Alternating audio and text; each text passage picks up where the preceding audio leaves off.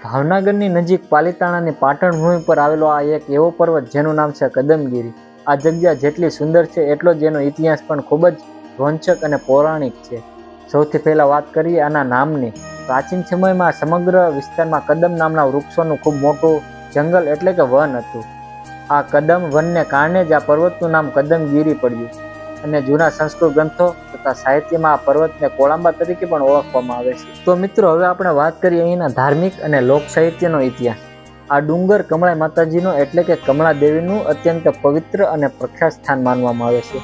વડીલોના કહેવા મુજબ કમળા દેવીએ ધર્મ અને સત્યની રક્ષા માટે આ પવિત્ર ભૂમિ પર પ્રવેશ કર્યો છે.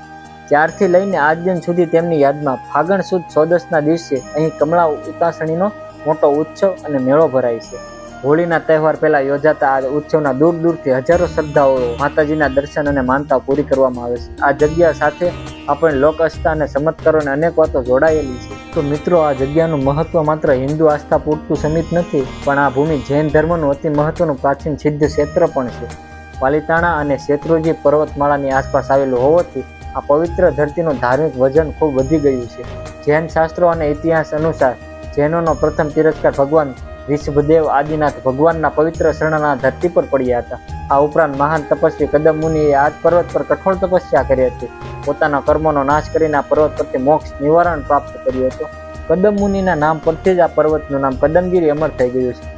અહીં આજે પણ જૈન દેરાસર અને મુનિઓ, ટૂંકમાં કહીએ તો કદમગીરી એ બે મહાન ધર્મોનો અને સંસ્કૃતિનો અદ્ભુત સંગમ છે. એક જ તરફ જ્યાં કમળા માતાજીના પ્રાગટ્યની પૌરાણિક ગાથા છે, તો બીજી તરફ જૈન મુનિઓ અને ભગવાન ઋષભદેવની મોક્ષ ભૂમિનો ઇતિહાસ છે. જો તમે ક્યારે પાલિતાણા આવો તો પ્રકૃતિ આ ગોદમાં આવેલી કદમગીરી ડુંગર અને દર્શકો ચોક્કસ આવજો. અહીં આવીને ઇતિહાસ જાણવાની સાથે સાથે અદ્ભુત માનસિક શાંતિ પણ મળે છે. અહીંની હરિયાળી અને ખુશનુમા વાતાવરણ જોઈને તમને પણ અહીં આવી જવાનું મન થઈ જશે. આ તમામ વસ્તુ સોશિયલ મીડિયાને આધાર રાખે છે, કારણ કે સોશિયલ મીડિયાના આધારે તો હું વિડીયો બનાવું છું. તો વિડીયો ગમ્યો હોય તો લાઈક કરી દેજો, શેર કરી દેજો અને સબસ્ક્રાઈબ કરી દેજો. મળી એક નવા જ બ્લોગમાં.